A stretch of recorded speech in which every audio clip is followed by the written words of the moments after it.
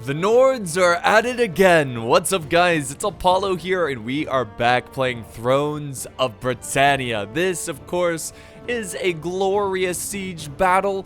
Really, the only good thing that came out of Thrones of Britannia were the siege battles. They were absolutely fantastic. The settlements, the unique design of them, they were very interesting and very fun, and it's really a shame that there is no online community for this game. It's really difficult to get online matches, and it's a shame that we didn't see that continue in the next quote-unquote historical game, which of course is Three Kingdoms. The settlements were basic, boring, and lame. So anyways, let's dive in here, check out the armies that are going to be fighting for their lives, and get into this one. So we will start with the Nords here, and you gotta love this music. I do not edit in music for this game because the music, the soundtrack is just so epic. So we're gonna start with the two attacking Nords armies. They are located on different sides of the battlefield. You see that? So they're gonna be kind of far away, but this is a huge settlement for the amount of troops on the battlefield. So starting with the first one, pushing up the siege towers, we do have some freemen, which is like a cheap spear infantry. Got some more freemen down here. Sword here, sir. This is like a retinue sword infantry, you know, very good shielded unit. And I think we've got another one. No, more freemen. So he's got a mix of cheap troops pushing up. We got another good retinue sword infantry pushing up as well over on the flank. But mostly just cheap spears pushing up the siege towers. In reserve, we got Viking Marauders, levy axe infantry, and more Viking Marauders hanging back in reserve. We have Jarl's Huskarls, which is an excellent elite axe infantry, but you do have to be careful with these guys because they are weak to arrow fire, which is smart that he's not sending them in first. We do have some Viking Hunters, which of course not great bowmen compared to the other bows in this game, but they will get some kills from a distance. And then we've got some mailed Huskarls. Again, very good unit. Not as good as the Jarl's Huskarls, but still very good nonetheless. We do have some axe herdmen in the back reserve as well, so we still have some shielded infantry in the back, just waiting for their call to be called into battle. The next Viking army is over here. He's only bringing two siege towers. And of course he has his artillery, which he's already knocked some walls down. Some archers have fell to their deaths, which is quite unfortunate. But we've got some freemen pushing up these siege towers. In the back, we've got the catapult. Right behind them, we've got axe herdmen, kind of the backbone of this army. We've got more catapults back here. And then we've got Viking Archers. So Viking Archers, that's their small skirmishing force. Again, not great, but it's something. It's something that they can use. And then we've got axe herdmen in the back as well. So bringing a lot of axe herdmen. Shield biters. Shield biters, to me, are kind of like berserkers that aren't as crazy. They're pretty crazy, but they're not quite berserker crazy. So they're a bit more, you know, that you can control them a little bit better, but they're still very ferocious and on a battle. Actually, you know what? Here's two more siege towers, okay, which are being pushed by freemen. So he's got a total of 4 siege towers. Let's go ahead and move on to the defenders now. We're going to start with the English here. We have Wessex. Wessex has some Thang spears in the front. He's got some archers already opening fire on enemy advancements. So he's just trying to hang on here. Again, we saw some of their archers die at the beginning of the battle. We do have a couple units of warriors here. CX warriors. This is a sworded infantry, kind of holding the choke points of the street. And they're going to try to kill as many Vikings as possible before they reach the inner defenses of this settlement.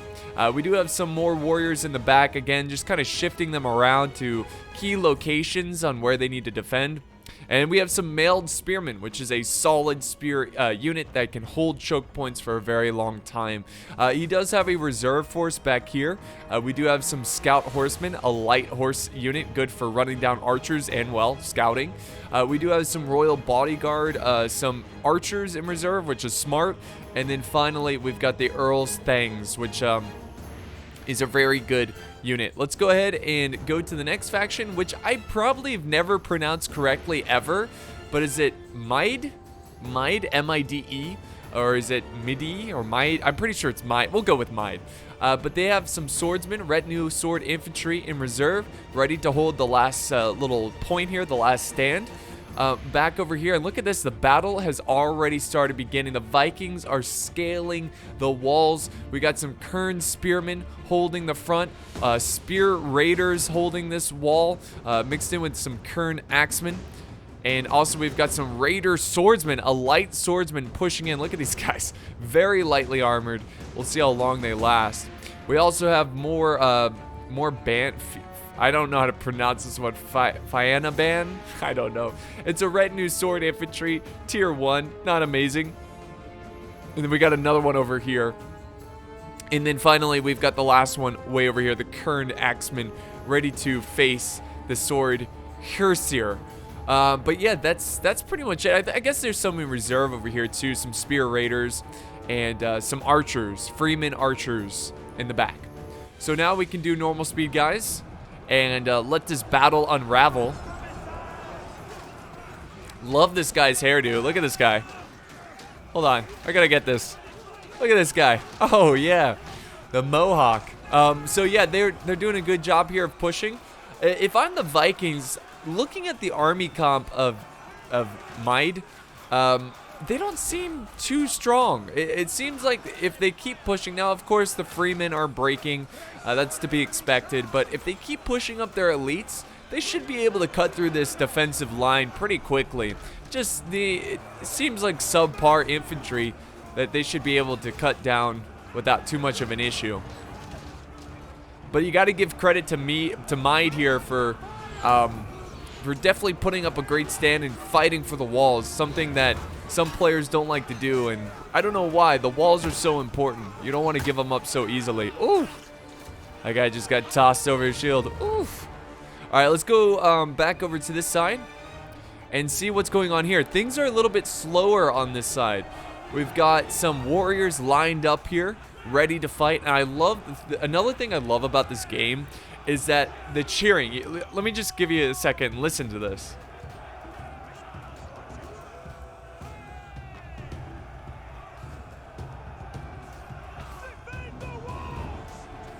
Okay, so it got kind of quiet. Of course, as soon as I'm going to show you that, they started stop cheering. You know, they just stopped cheering.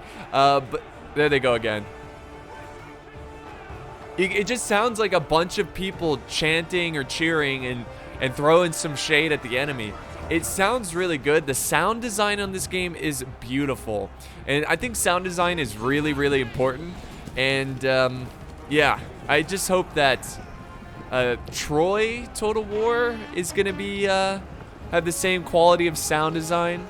But so far, it looks like this militia archer unit is just getting trashed by these Viking Hunters. I'm quite surprised by the selection here from the defenders. They don't really seem to have that strong of an archer force, especially when most of them dying from the walls crumbling. So nothing really going on this side. Most of the action is over here. Now, personally, when I play siege battles, I like to stay close to my ally. There are very few situations where I will actually go away from my ally during a siege battle because I like to support, you know, my ally, or vice versa, have my ally be there to support me. But in this battle, it's all up to the attackers to fight alone. But at the same time, the defenders are fighting alone as well because Wessex is very far away from Maid. Or Mead. Mead? Maid. I'll go with Maid. They're very far away from Maid, so it's going to be tough for them to support them if they need support. Which honestly, right now, they're going to peel a unit of sword band here to try to slow down this advance from the Viking marauders. Look, they're just pushing through this thin layer of defense.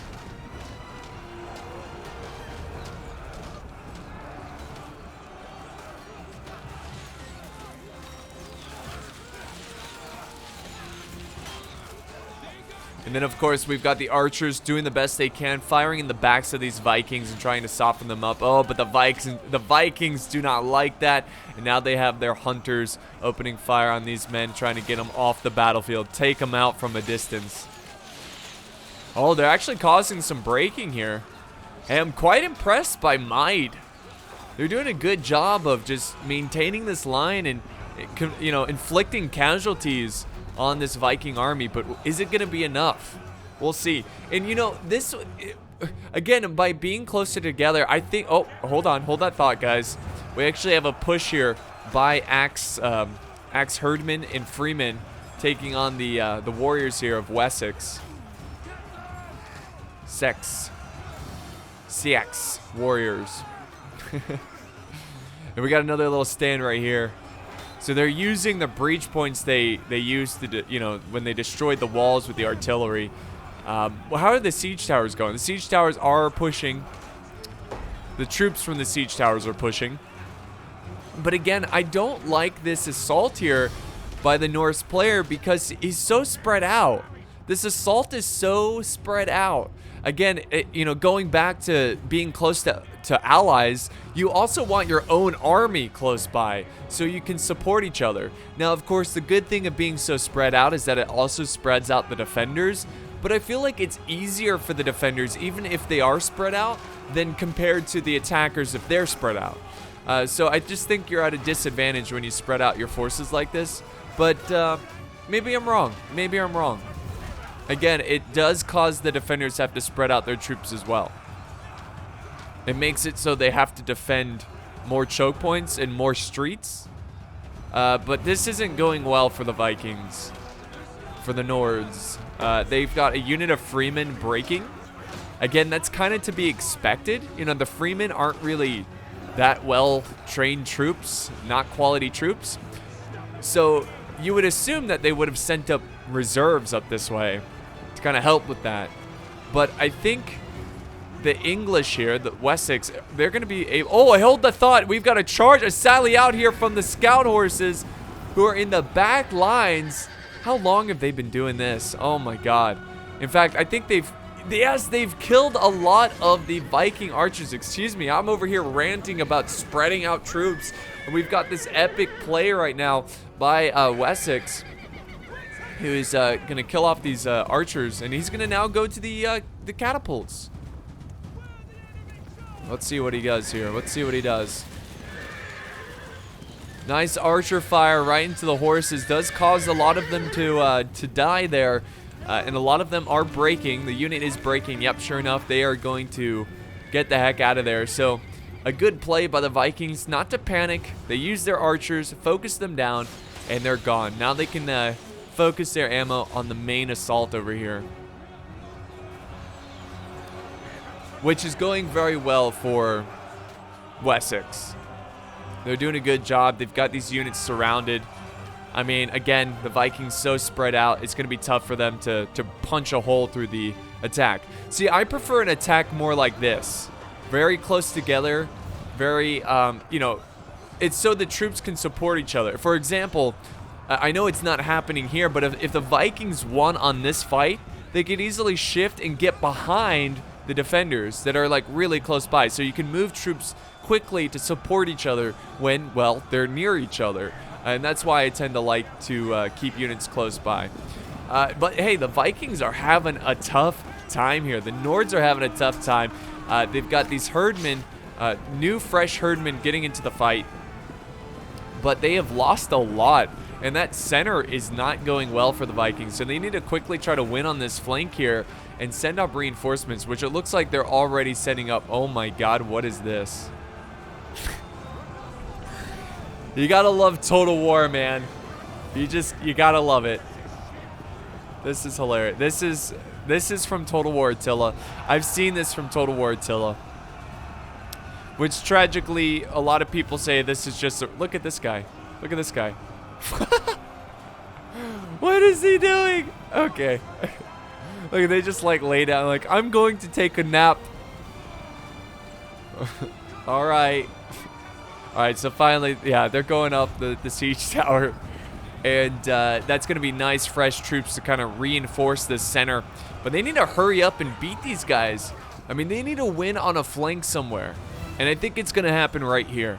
They're going to win right here, and they're going to be able to flank around and cause the rest of the defenders to kind of crack.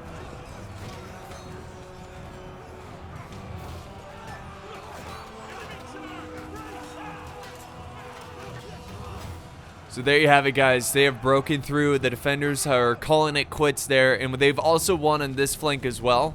But I would say this flank is more important because they can quickly reinforce the other side, which is taking them a while.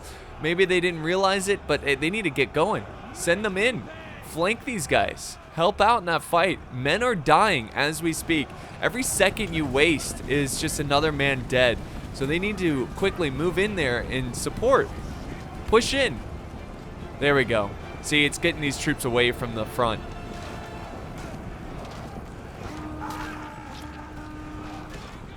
God, I love the sound design of this game.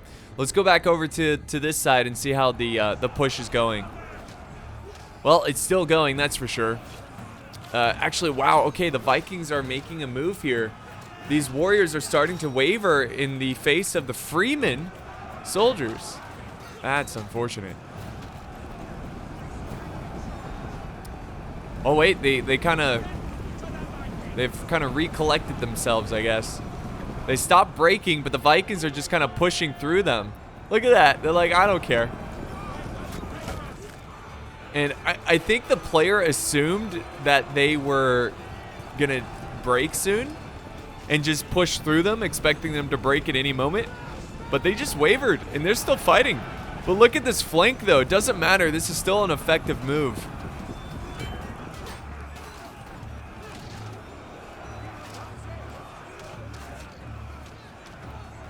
A nice strike right there from the Vikings, and they're going to be able to surround a lot of defenders and free up a lot of their troops. Ooh, okay. So interesting. We have some Vikings over here who have broken through. They're wavering. I assume they broke and came back. But now Wessex is sending over their victorious troops to try to reinforce this defense. Beautiful.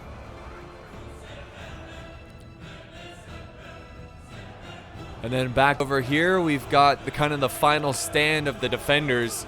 And we're going to see a last stand here. This is not looking good for the defenders on this side. And how many is left, though? If we look at it, I mean, it's not an overwhelming number. We've got 1, 2, 3, 4, 5, 6, 7, 8 units. But a lot of these units, well, one is an archer unit, but a lot of the other units are depleted. They're tired. And look at these guys are wavering. So, and they need to flank around. I don't know what's taking them so long. Like, why? Why aren't you flanking? I know it's 2 versus 1, and you're probably going to win this if you don't send up help. But if you flanked, you would save lives. There they go. There they go. There we go. And don't forget, guys, they can actually burn down the cities, which it looks like he was doing here. Units with raiding ability can light buildings with torches. There's a flank. Nice. Mailed Huscarls going around the flank, crushing these guys. And just like that, they break. And he saved some lives with that flanking maneuver. Let's go back over to the other side where it looks like the timing of this defense is not working out for the defenders. It seems that both Viking armies are going to break through around the same time. And because of that, they're going to both be able to push the last stand area, the inner defenses of the siege together. Actually losing over here. Look at that. Wessex is holding this line. Building's on fire. In the background, that looks really cool. And there comes a charge. Look at this. A charge of Hrothgar, which is the general. The general is being tossed into this fight. Wow. Well, they've got some axe herdmen in reserve over here. Why would he commit the general so early in the battle, especially when he has other infantry reserve? Honestly, guys, this is still pretty close. You know what, guys? The English might actually win here. They just broke a unit over here. That's going to free up a whole swordsman unit that's going to be able to push here on these axe herdmen. Again, I just wish the Vikings were closer together to support each other. Look at this. Units are wavering over here against a surrounded unit of Thane spearmen. That's insane. Here comes reinforcements, hoping to end this battle once and for all with a nice charge of these axe herdmen. Got a nice little duel in the back. I swear these soldiers have faced each other off before. This is an epic matchup. A feud between two famous warriors. Oh, look, reinforcements come over to help them. It's like, you don't fight with honor. Let's see, they're going back at it again. Oh, no, he switched targets. Let's see, this guy is behind enemy lines. Fighting his heart out for his Viking brothers there. Oops. Look at reinforcements coming in from Wessex.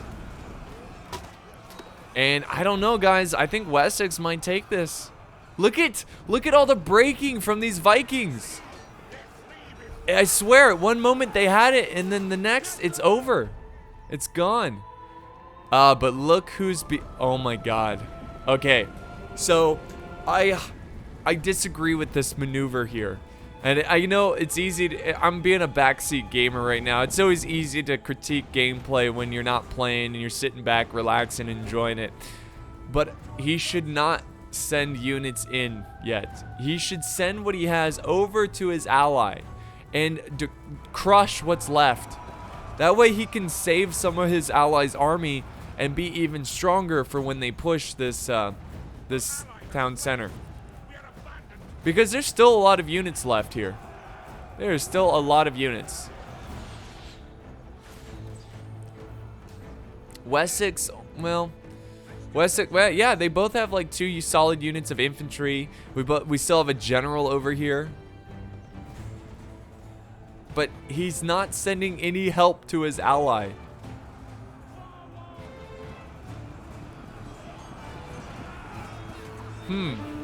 Oh, this is a big win for the Vikings right here. They finally have crushed a flank, and now they're going to send a huge horde of forces to support his general, which is smart. Flank around, break them.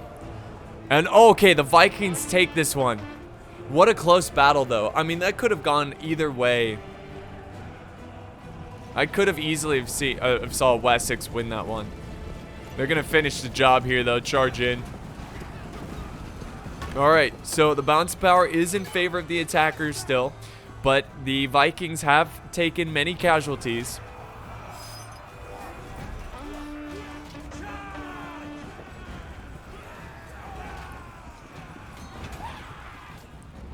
And now the other Viking army has begun the assault without the support of his ally.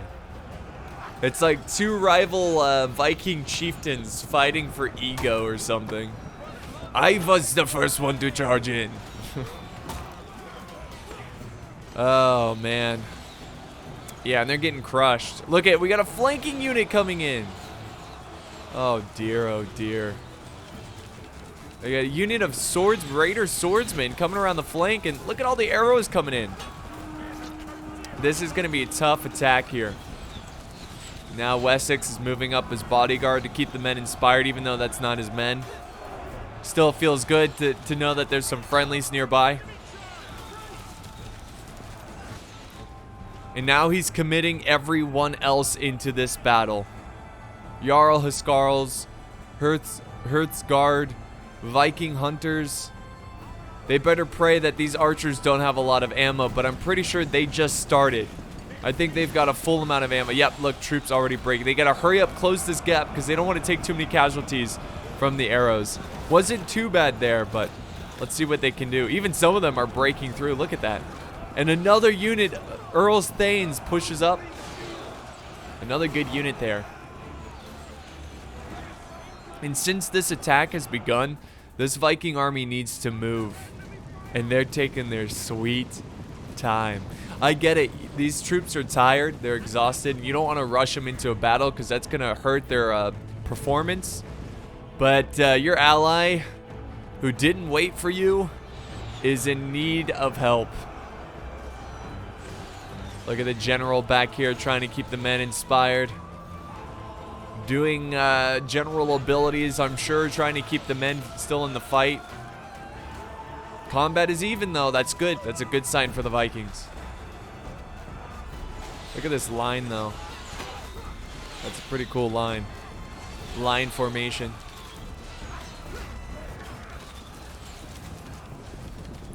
All right, here comes the mailed Huskarls. Another good unit, but they need to close in the gap. Don't wait. They do take a couple hits there, but most of them are going to be able to get into this fight. There we go. The entire Viking army has committed into this battle. Even the general is throwing himself at the enemy, trying to break their lines.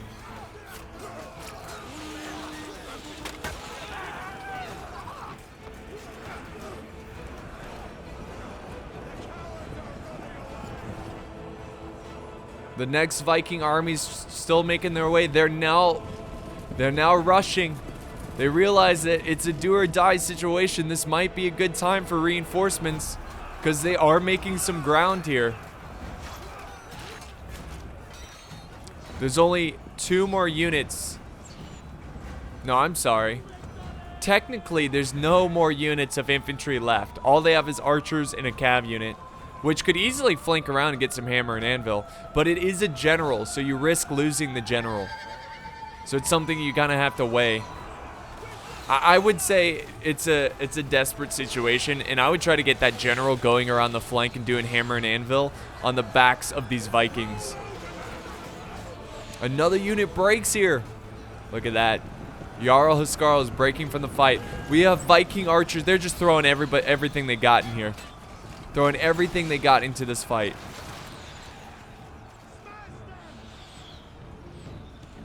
Here we go. More infantry pulling up into the battle. You could try sending a unit around, which it looks like he is. He's got some axe herdmen, which are getting hit with some arrows, but hey, it's better these men get hit by arrows than the big blob over here. Another unit is... Oh, 2 units are wavering here. Jarl Huskarls are wavering. Got to get more reinforcements in there, and it seems like they arrive just in time. Thrones of Britannia is a little weird. Like, units will waver for a very long time. A very long time. So it's not complete panic when you see a unit waver. They still have a little bit of a fight left in them. I guess it just depends on what happens. Oh, maybe not. They're breaking. There they go. 20 men. 20 men. I'm surprised these guys are breaking. Tragic. So this is it, guys. They are now clashing with the last line of defense, because we all know that if they break through here... Oh, the guy just chopped his head off. Well, if they break through here, they can easily kill these archers. But here comes the general. He's going around the flank, and these shieldmen here, the axe herdmen, are formed a shield. Why did he get out of shield formation? Well, let's see if he can kill the general. Kill the general here. That will be a huge morale loss for the defenders. No, they break and they do not kill the general. General has an opportunity to flank around and get some hammer and anvil. There are no reserves protecting their flank. Oh, but these troops are recovering. They are recovering. Buying more time. That general's got to go. That general's got to flank around and get some hammer and anvil strikes. They've got to do some cycle charges. Look at the troops are starting to bleed through. It's just chaos. No more front lines. Just men fighting everywhere. There we go. The general is just squeezing by. These guys break after all. And here comes the hammer and anvil. And right away, the units start to waver. Even though this is just like 5, 6 cav units. Okay, 11. It's causing a huge rout. A huge rout. Another unit breaking over on this side. The balance of power now is in favor of the defenders. And a huge... troops are cheering even though they still should be battling. There's still Vikings left. This battle isn't over, and it's so close that all it takes is a death of 1 general. If Wessex general dies here, which he is in close combat, I'm not sure where exactly he is. I'm trying to find him. He might have a crown. I'm not sure. But he's somewhere in the front line battling it out with his men. And it doesn't matter. It's too late now. The Vikings are breaking, and the defenders are going to be victorious by the skin of their teeth. They're going to take this one and hold against the Viking invasion. So a Pyrrhic victory for the defenders, but nonetheless a victory. So let's go ahead and look at the results here and see what unit did well here. So if we're looking at, by the way, thank you, Slappy Man. I believe you are the person who sent this in. But really, thank you to all the players. This was awesome. Slappy Man getting 1,300 kills, almost the most kills. But his 180 with this unit here, I believe. See, does it show their name? Earl's Thanes. So a very good unit. And then over here, this of course is the Royal Bodyguard doing very well. The Spears doing excellent. Wow, I'm impressed. 140 Thane Spears. Archers didn't do well. Archers were in a huge help there. But the infantry did fantastic. All around. Look at those kills. Then we have Maid, which they had a lot of troops. You can see they deployed 1,700. So they had more of a... Oh, so did the Vikings. But to be fair, the invaders have more money. So they could have bigger... Since they're going up against defenses, they have more money. But he had the biggest defending army. And, you know, he didn't get, like, crazy... There's a couple with over 100 kills. But it was just such a big army. It was hard to fight through for the Vikings. And then I think this Viking army was the one that attacked Maid. Because they did get the most kills, so they probably were fighting the biggest army. Yeah, really good kills with the axes. Archers doing okay, 45, 52. Yeah, looks pretty good. Looks pretty good. It just wasn't quite good enough. Just wasn't enough to break through the defense. I mean, he did his part. I think his ally could have done a little bit better. I think if he brought more siege towers, it would have overwhelmed his opponent. We got a couple guys only getting 6 kills, 27 kills. Again, these are the freemen, but, you know, what can you do? Yeah, I think he just should have brought more siege.